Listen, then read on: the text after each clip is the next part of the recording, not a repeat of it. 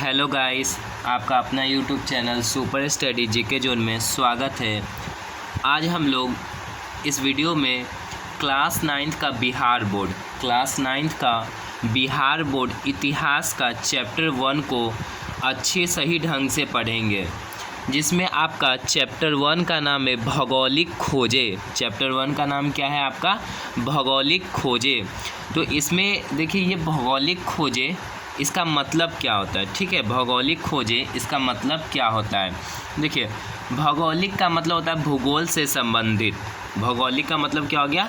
भूगोल से संबंधित। खोज तो आप जान गए। ठीक है, खोज का मतलब हो गया जो चीज़ हमें पता नहीं था। ठीक है, जो चीज़ हमें पता नहीं वो है, लेकिन वो उसके बारे में पता नहीं है। ठीक है, तो वो हो जाता है, पता चलने पर वो खोज हो गया। ठीक है, जैसे कि भौगोलिक खोज यानी भूगोल से संबंधित कोई खोज, जैसे कि कोई भूभाग का खोज। ठीक है, कोई भूभाग का, पृथ्वी पर जैसे कोई जगह है और उसके बारे में क्या मालूम चला। ठीक है, उसके बारे में पता किया गया, तो उसे क्या कहते हैं? भौगोलिक खोज कहते हैं। भौगोलिक खोज को इंग्लिश में जियोग्राफिकल डिस्कवरी कहते हैं। ठीक है, जियोग्राफिकल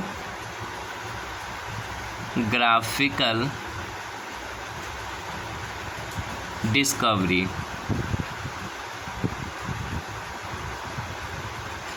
भौगोलिक खोज को इंग्लिश में क्या कहते हैं? Geographical discovery. अब भौगोलिक खोज का मतलब हो गया भूगोल से जुड़ी कोई खोज। ठीक है, इसका अर्थ, भौगोलिक खोज का अर्थ क्या हो गया? भूगोल से जुड़ी कोई खोज। भौगोलिक खोज का मतलब क्या हो गया? भूगोल से जुड़ी कोई खोज को क्या कहते हैं? भौगोलिक खोज या भूभाग का खोज। ठीक है, यह आपका हो गया भूभाग का खोज। भूभाग यानी जमीन के किसी भाग का खोज।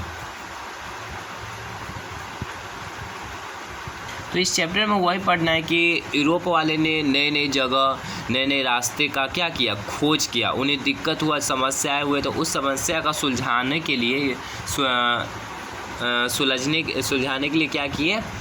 जो दिक्कत थी वो उसको सॉल्व करने के लिए उन्होंने नए मार्ग, नए जगह की खोज के, व्यापार के लिए खोज किए।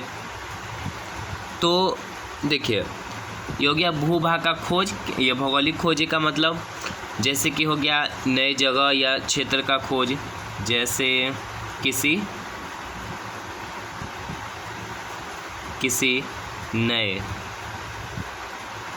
क्षेत्र, शहर, नदी इत्यादि की खोज।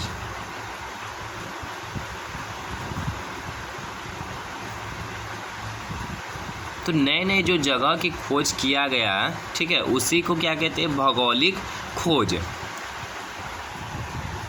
विश्व इतिहास की युगांतरकारी घटनाओं में समुद्री यात्राओं एवं भौगोलिक खोजों का महत्वपूर्ण स्थान रहा है।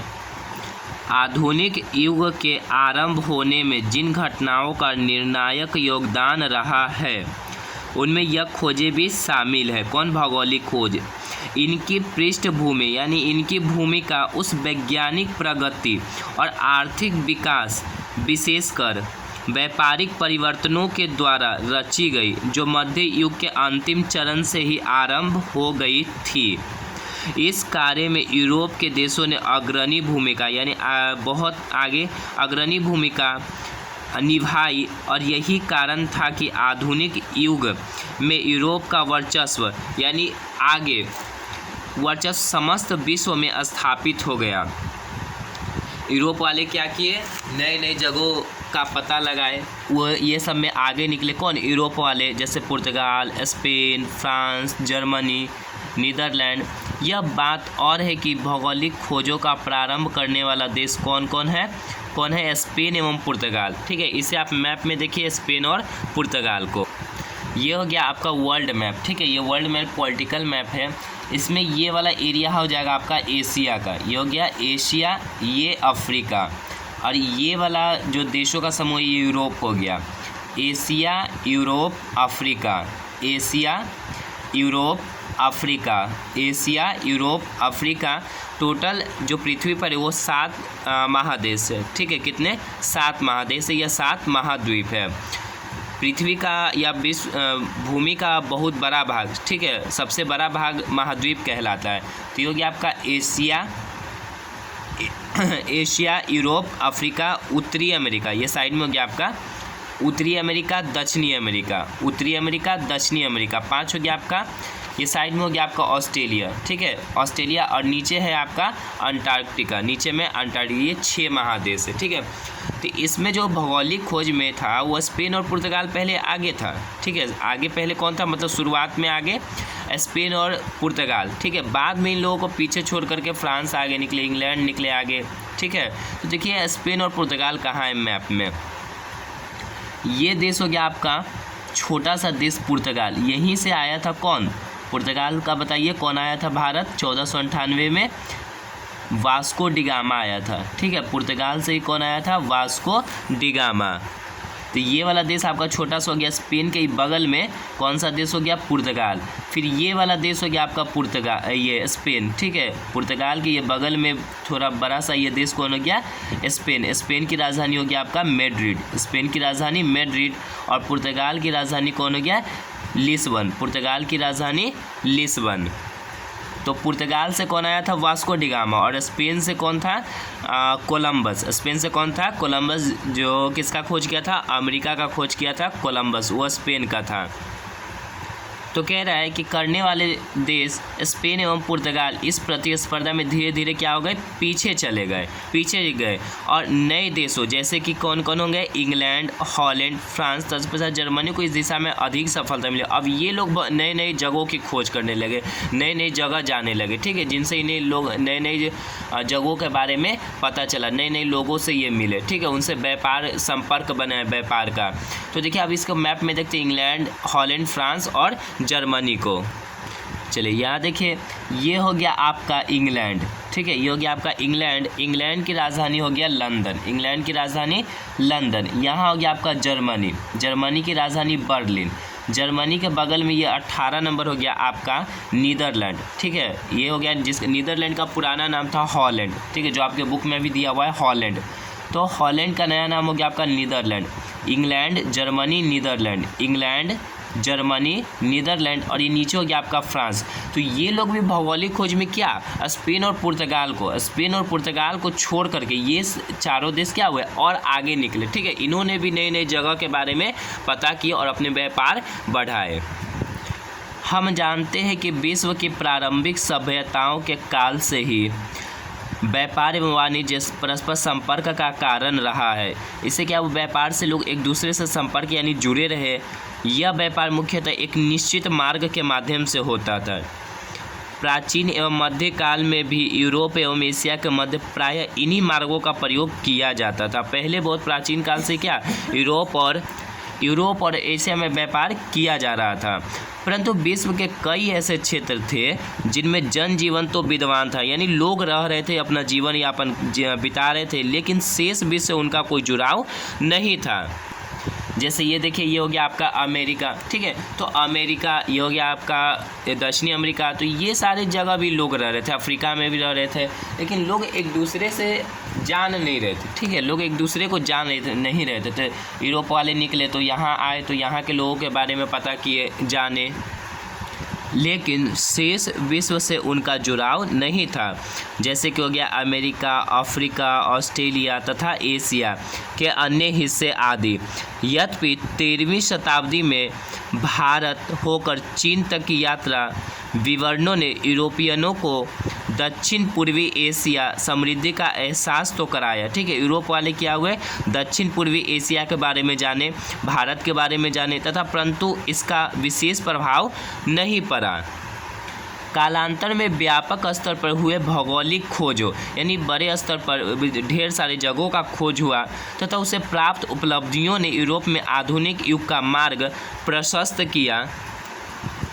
मध्यकालीन यूरोपीय इतिहास का हम यदि अध्ययन करेंगे तो पाएंगे कि यह काल सामंती प्रवृत्तियों का काल था। इस काल में न तो व्यापार वाणिज्य गतिशील था, यानी कि ज़्यादा नहीं होता था, तेज नहीं था, और न ही धर्म का स्वरूप उदार एवं मानवीय था।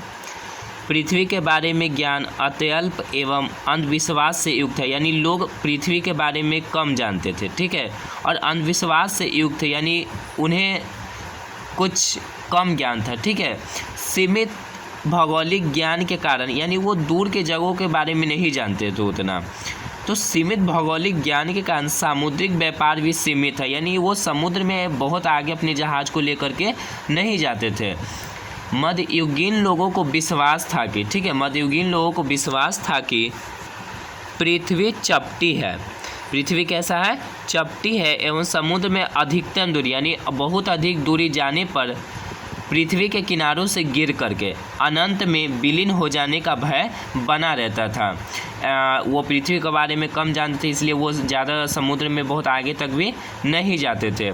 समुद्र यात्रा अत्यधिक कष्टपूर्ण, यानी बहुत कठिन एवं असाध्य था, यानी नहीं करने योग्य, ठीक है, या बहुत कठिन था। जहाज़ छोटे और असुरक्षित थे, ठीक है, बड़े बड़े जहाज़ नहीं थे, इंजन वाले जहाज़ नहीं उतना थे बड़े बड़े, तथा गति एवं सुरक्षा के लिए हवा पर निर्भरता थी। कंपास या कुतुबनुमा जैसे दिशा सूचक यंत्र का ज्ञान अभी नहीं हुआ था उन लोगों को। अतः दिग्भ्रमित, यानी दिशा का भ्रमित, यानी दिशा खो जाने का डर था उनको, होकर समुद्र में भटक जाने का भय भी बना रहता था। समुद्री यात्राओं के लिए राज्य की ओर से किसी प्रकार की सहायता नहीं दी जाती थी। इस विषम परिस्थिति में नाविकों एवं व्यापारियों द्वारा अटलांटिक महासागर जैसे महासागर की यात्रा करना अत्यंत दुष्कर था, ठीक है, यानी कि बहुत कष्टपूर्ण था। तो देखिए, अटलांटिक महासागर को क्या अंध महासागर भी कहा जाता है, और कहेगा कि अटलांटिक महासागर का आकार किस टाइप का है, ठीक है, इसका पूछेगा आकार किस टाइप का अटलांटिक महासागर, तो इस आकार का है ये अटलांटिक महासागर, ठीक है, कैसा, इस अटलांटिक महासागर को ही क्या कहते हैं, अंध महासागर के नाम से भी जानते हैं। आगे कह रहा है भौगोलिक खोजों की पृष्ठभूमि, यानी किस प्रकार भौगोलिक खोजों की भूमिका क्या रही, कैसे खोजा गया। तो इस बीच यूरोप में कुछ ऐसी घटनाएं घट रही थी जिसके प्रभाव स्वरूप यूरोप मध्ययुगीन मानसिकता से निकलने को उद्यत हुआ। 11वीं-12वीं शताब्दी में जेरूसलम, क्या कह रहा है कि 11वीं-12वीं शताब्दी में जेरूसलम इजराइल की राजधानी है, आधुनिक इजराइल में अवस्थित। इजराइल की राजधानी क्या है, जेरूसलम, इजराइल की राजधानी जेरूसलम पर अधिकार के मुद्दे को लेकर हुए धर्म युद्ध में जब यूरोपीय सामंत मध्य एशिया की नवीन शक्ति अरबों से पराजित हुए, ठीक है। देखिए, जो जेरूसलम वो ईसाइयों का भी और मुसलमानों का भी धार्मिक स्थल है। तो हुए तो सामंती गौरव के मिथ्याभिमान यानी झूठा घमंड से ग्रसित यानी पीड़ित यूरोपीय दंभ टूटने लगा, परंतु इसके कुछ सकारात्मक परिणाम भी सामने आए। धर्म युद्ध के दौरान ही यूरोपियनों को यह महसूस होने लगा था कि दुनिया के हर पहलू को क्या समझा जाए, ठीक है, उसे समस्याओं को क्या किया जाए, सुलझाया जाए। इन घटनाओं ने यूरोप में पुनर्जागरण की पृष्ठभूमि तैयार की, यानी लोग फिर से जगे, ठीक है, फिर से वो नई नई चीज़ों का पता लगाने लगे। अब कह रहा है कि मध्ययुगीन में अरबों और तत्पश्चात तुर्कों ने विशाल अंतर्राष्ट्रीय साम्राज्यों का निर्माण किया, एक बड़े से साम्राज्य को वो बनाए। इधर 15वीं शताब्दी के 5 दशक पूर्व तक यूरोप और एशिया के मध्य व्यापार कुस्तुनतुनिया मार्ग से होता था। तो देखिए, कुस्तुनतुनिया मार्ग क्या था, कुस्तुनतुनिया मार्ग से यूरोप वाला क्या करते थे, यूरोप वाला व्यापार करते थे, किससे, यूरोप एशिया से व्यापार करता था, यूरोप एशिया से व्यापार करने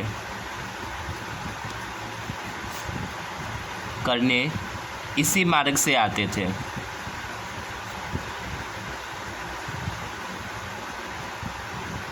इसी मार्ग से आते थे। तो ये कुस्तुनतुनिया मार्ग है कहाँ, ठीक है, या किस देश में ये, तो ये कुस्तुनतुनिया मार्ग आपका तुर्की में है, ठीक है, ये कुस्तुनतुनिया मार्ग कहाँ है आपका, तुर्की में। आप चलिए इस मैप में आपको हम तुर्की बता देते कहाँ पर है। ये देश हो गया आपका तुर्की, ठीक है, यहीं पर है आपका कौन सा देश, ये यहाँ पर है आपका कुस्तुनतुनिया मार्ग, तुर्की में पड़ता है। यही यूरोप वाले इस रास्ते से हो करके, ठीक है, ये एशिया में प्रवेश करते थे, भारत और ये सब सारे देशों से क्या व्यापार करते थे। तो ये कुस्तुनतुनिया मार्ग पर क्या हुआ, तुर्की अधिकार कर लिया, ठीक है। कुस्तुनतुनिया मार्ग पर तुर्की कब अधिकार किया, 1453 में। 1453 में क्या किया, अधिकार कर लिया कुस्तुनतुनिया मार्ग पर, कौन, तुर्की। और तुर्की उस मार्ग से आने जाने का क्या करने लगा, टैक्स वसूलने लगा, ठीक है, कर वसूलने लगा। तो ये कुस्तुनतुनिया मार्ग आपका तुर्की में है, ठीक है। कुस्तुनतुनिया मार्ग आपका कहाँ है, तुर्की में। तुर्की की राजधानी क्या है, अंकारा, ठीक है। तुर्की की राजधानी है अंकारा। इसको यूरोप का मरीज कहा जाता था। तुर्की को क्या, यूरोप का मरीज कहा जाता था। तो कुस्तुनतुनिया मार्ग यानी इस मार्ग पर 1453 में तुर्की अधिकार कर लिया। तुर्की अधिकार कर लिया।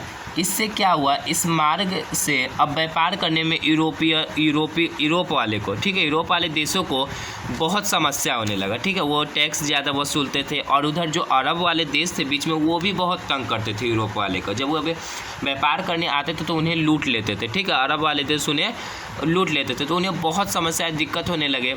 तब वो फिर जा कर के इस समस्या को सुलझाने के लिए फिर अलग रास्ते का खोज किए, ठीक है, अलग मार्ग का खोज किए।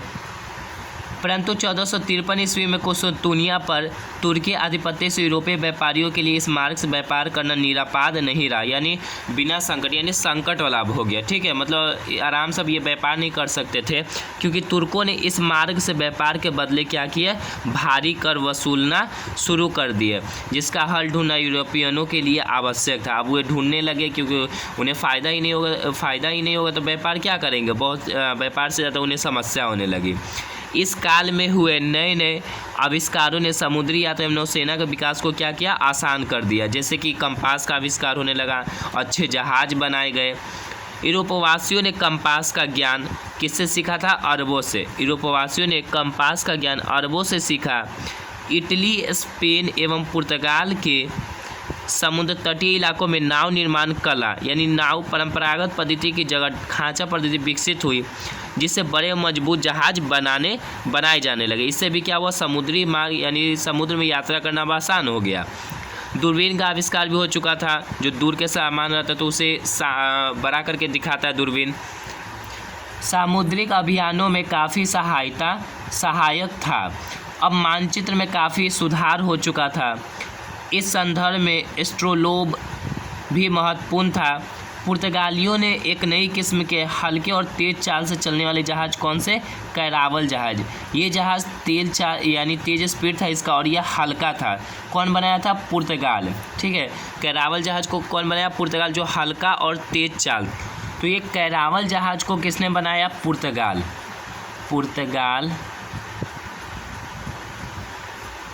ने बनाया कैरावल जहाज को। अब ये कैरावल जहाज की विशेषता क्या थी,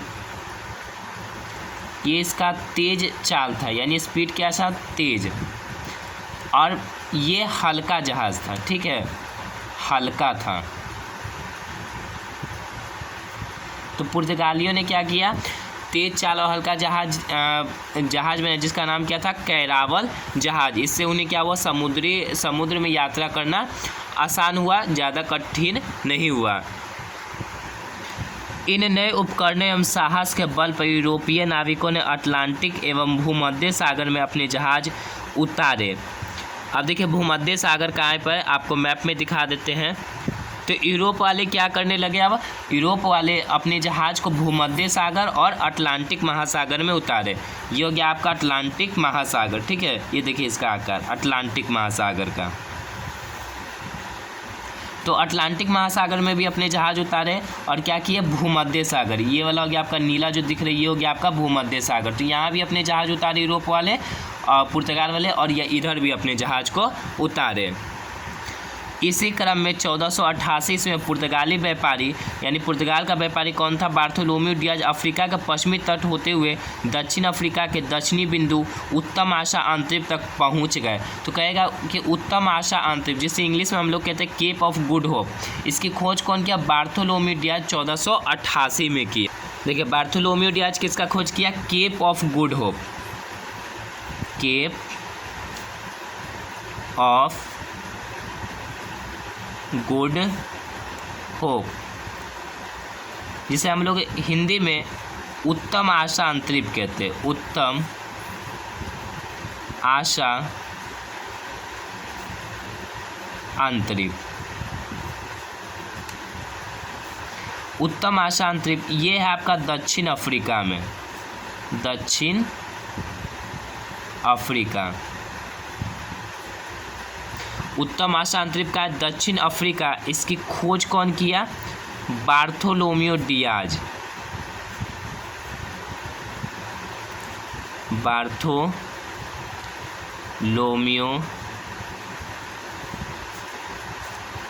डियाज। ये बार्थोलोम्यू डियाज कहाँ का था? ये पुर्तगाल का था, पुर्तगाल का था। बार्थोलोम्यू डियाज कहाँ का था? पुर्तगाल का था, जो उत्तम आशा अंतरिप यानी केप ऑफ गुड होप की खोज कब किया था? 1488 में।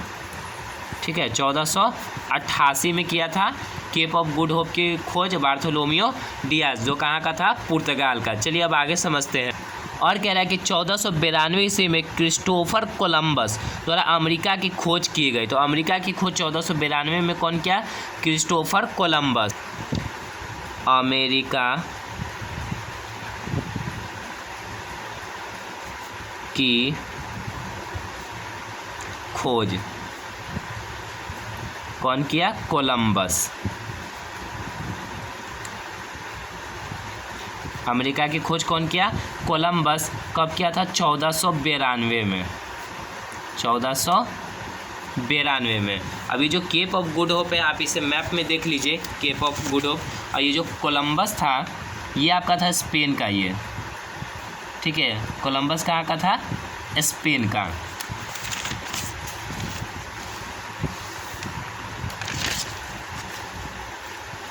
देखिए आपका केप ऑफ गुड होप यहाँ पर है, ठीक है। ये हो गया दक्षिण अफ्रीका, ये हो गया दक्षिण अफ्रीका। यहाँ किनारे में क्या है? Cape of Good Hope. Cape का मतलब आंतरिक, ठीक है। भूमि का जो भूमि का वो हिस्सा जो तीनों ओर पानी से घिरा होता है, भूमि का जो हिस्सा क्या होता है?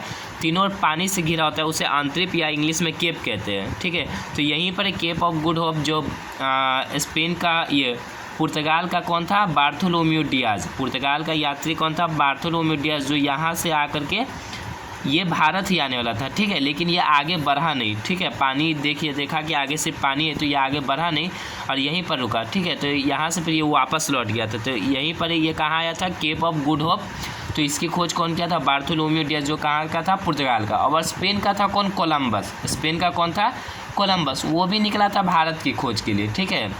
स्पेन का जो यात्री था, वो नाविक था, वो कौन था? कोलंबस, जो किसके लिए? भारत की खोज लिए। वो क्या हुआ कि समुद्र में जब निकला तो दिशा भटक करके ये इधर आ गया, ठीक है। ये स्पेन से निकल करके क्या? अमेरिका के साइड आ गया, ठीक है। और अमेरिका को ही ये क्या कहा कि भारत कहा, अमेरिका को ये क्या किया? ये भारत का। फिर यूरोप से ही बाद में आया अमेरिको वेस्पुच्ची, ठीक है। अमेरिको वेस्पुच्ची वो क्या किया कि वो सही ढंग से क्या हुआ? अमेरिका का सही ढंग से खोज किया। ये आगे आया, फिर ठीक है ये अमेरिका में आया। अमेरिको वेस्पुच्ची ये बाद में आया था, अमेरिको वेस्पुच्ची कोलंबस के बाद आया, ठीक है, अमेरिको वेस्पुच्ची। तो ये क्या हुआ कि अमेरिका का सही ढंग से अच्छे तरीके से विस्तारित रूप से क्या किया? अमेरिका का खोज किया, घूमा, ठीक है। तो उसी के नाम पर क्या हुआ? अमेरिका का खोज, अमेरिका का नाम पड़ा, ठीक है। अमेरिको वेस्पुच्ची के नाम पर अमेरिका का नाम पड़ा है। तो कोलंबस क्या हुआ? गलती से ये भारत की खोज के लिए निकला था, लेकिन ये पहुंच गया किधर? अमेरिका के साइड, और इसी को क्या कहा हुआ? भारत कहा। आगे 1498 ईस्वी में पुर्तगाल का एक साहसी नाविक वास्को डी गामा उत्तम आशा अंतरिप होते हुए कहाँ आया? भारत के मालाबार तट केरल के कालीकट तक पहुंच गया, जहाँ स्थानीय शासक जमोरिन द्वारा उसका स्वागत किया गया। तो आइए वास्को डी गामा के बारे में जानते हैं और वो कैसे भारत आया। तो वास्को डी गामा कहाँ का रहने वाला था? ये निवासी था पुर्तगाल का, यानी रहने वाला था ये पुर्तगाल का।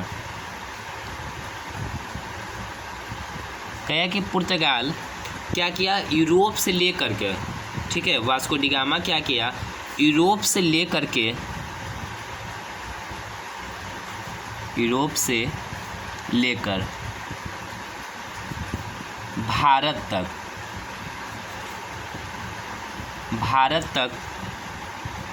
के समुद्री मार्ग का खोज किया। यूरोप से लेकर के भारत तक के समुद्री मार्ग का खोज किया कौन? Vasco D gamma. अब ये भारत कब आया? ठीक है, भारत आया। तो ये पहली बार जो भारत आया था, पहली बार भारत वो 1498 में आया। ठीक है, पहली बार भारत कब आया? 1498। अब कहेगा कि ये दूसरी बार भारत कब आया? ठीक है, दूसरी बार कब आया? दूसरी बार तो जो वास्को डी गामा था वो दूसरी बार 1502 में आया। ठीक है, कब आया? 1502 में। जब ये वास्को डी गामा भारत आया था तो ये अपने साथ क्या, व्यापार करने आया था। ठीक है, ये किस उद्देश्य से आया था? व्यापार यानी बिजनेस के उद्देश्य से। ठीक है, तो यहाँ से ये जब आया तो यहाँ से क्या, ये मसाला ले गया था। ठीक है, कहाँ? यहाँ भारत से क्या ले गया? मसाला। और ये मसाला को यूरोप के बाज़ार में बहुत इसको फ़ायदा हुआ। जब ये बेचा तो बहुत इसको फ़ायदा हुआ। और ये कहाँ पर आया था? 1498 में।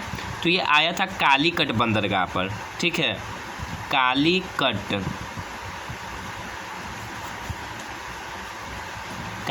बंदरगाह। ये कालीकट बंदरगाह आपका केरल राज्य में। ठीक है, कालीकट बंदरगाह कहाँ है? ये केरल में है। यहीं पर वास्को डी गामा आया था और यहीं पर इसका स्वागत कौन किया था? जमोरिन। यहाँ का राजा था कौन? जमोरिन। इसका स्वागत हुआ था, राजा का नाम था जमोरिन। जमोरिन इसका बहुत अच्छे से स्वागत किया वास्को डी गामा का। और इसे यहाँ से इसे मसाला दे करके क्या, ये भेज दिया गया था इसको। ये फिर पुर्तगाल चला गया था। ज्ञातव्य है कि वास्को डी गामा की सफलता के पीछे कुछ नवीन संसाधनों का भी योगदान था, यानी नए नए संसाधन बना, उससे भी इसको क्या, सहायता, हेल्प हुआ।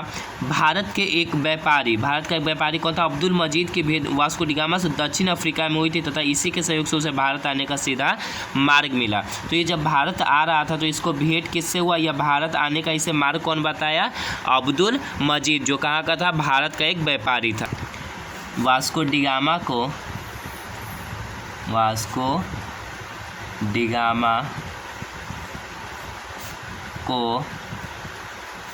भारत आने का मार्ग एक भारतीय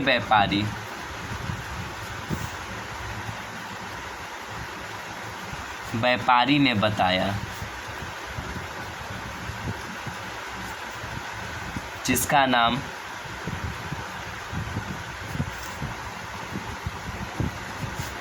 अब्दुल मजीद था।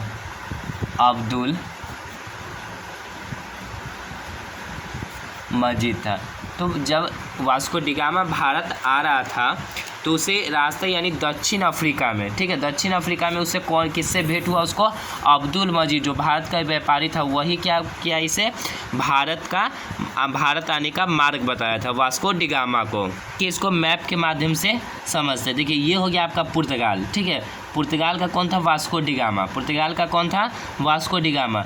ये निकला भारत की खोज में। ठीक है, भारत की खोज में। तो यहाँ से ये आते ये कहाँ पर आया? दक्षिण अफ्रीका। यहाँ से आते आते ये कहाँ आया? दक्षिण अफ्रीका में। दक्षिण अफ्रीका यहाँ पर रुका। ठीक है, यहाँ पर रुकने के बाद इसे किससे भेंट हुआ? अब्दुल मजीद। भारतीय व्यापारी कौन था? अब्दुल मजीद। यहीं पर वास्को डी गामा से भेंट हुआ। तो अब्दुल मजीद क्या किया, इसे भारत आने का मार्ग यानी भारत जाने का मार्ग बताया। तो यहाँ से ये फिर कहाँ पहुँचा, ये भारत पहुँचा। ये धीरे धीरे धीरे धीरे ये भारत के किस राज्य में पहुँचा, केरल में। ठीक है, भारत के किस राज्य में, केरल में, जहाँ बंदरगाह है कालीकट बंदरगाह। ठीक है, कालीकट बंदरगाह पर पहुंचा यहाँ पर वास्को डी गामा, और यहीं पर इसका स्वागत कौन किया, जमोरिन। तो इस तरह यहाँ से निकल कर, ठीक है, इस तरह पुर्तगाल से निकल कर वास्को डी गामा क्या किया, यूरोप से लेकर के भारत के समुद्री मार्ग का खोज किया, कौन, वास्को डी गामा। इससे यूरोपियनों के साहस में वृद्धि हुई। अब और सारे भी लोग देख करके यूरोप के और सारे देशों ने भी क्या किया, आगे बढ़े और उन्होंने भी समुद्री मार्ग से क्या हुए, अलग अलग जगह जाने लगे। वास्को डी गामा द्वारा भारत से लाए गए वस्तुओं को, अब देखिए यहाँ क्या कह रहा है कि वास्को डी गामा द्वारा भारत से लाए गए वस्तुओं को 26 गुना मुनाफे पर यूरोपीय बाज़ारों में बेचा गया। देखिए यहाँ वास्को डी गामा कितना फ़ायदा कमाया। अमेरिका अर्थात नई दुनिया की खोज यूरोपियनों की एक नई उपलब्धि थी। ये हो गया आपका वास्को डी गामा, ये कोलंबस, जिसे 1492 कोलंबस ने प्राप्त किया। तो अमेरिका की खोज 1492 में कौन किया था, क्रिस्टोफर कोलंबस, स्पेन का था ये। यद्यपि कोलंबस ने अमेरिका को भारतीय उपमहाद्वीप का ही क्या हिस्सा समझा, मतलब भारत ही समझा, और यहाँ के निवासियों को क्या रेड इंडियन। बाद में स्पेन के नाविक कौन था, अमेरिको वेस्पुच्ची। स्पेन का ही नागरिक कौन आया दोबारा, अमेरिको वेस्पुच्ची ने नई दुनिया को विस्तार से ढूंढा और इसे एक महाद्वीप बताया। इसी के नाम पर इस क्षेत्र का नाम अमेरिका पड़ा। तो अमेरिका का नाम किसके नाम पर पड़ा, अमेरिको वेस्पुच्ची। क्या लिखेंगे, अमेरिका का नाम, अमेरिका का नाम स्पेन के नाविक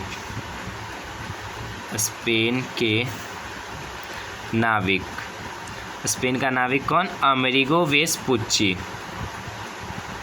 अमेरिगो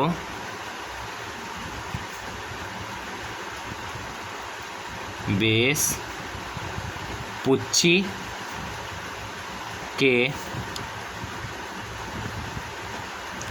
नाम पर पड़ा। ठीक है, अमेरिका का नाम किसके नाम पर पड़ा, अमेरिको वेस्पुच्ची, जिसने अमेरिका का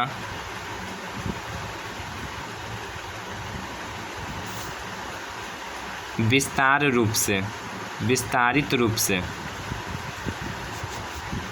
रूप से खोजा या पता किया।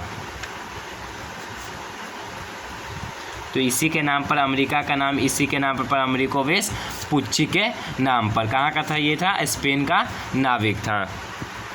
1519 ईस्वी में मैगलन ने पूरी दुनिया का चक्कर जहाज से लगा और यह धारणा पुष्ट हो गई कि सभी समुद्र एक दूसरे से जुड़े हुए हैं। तो क्वेश्चन आता है आपका एग्जाम में पूछेगा कि पूरी दुनिया का चक्कर पहली बार कौन लगाया, तो मैगलन लगाया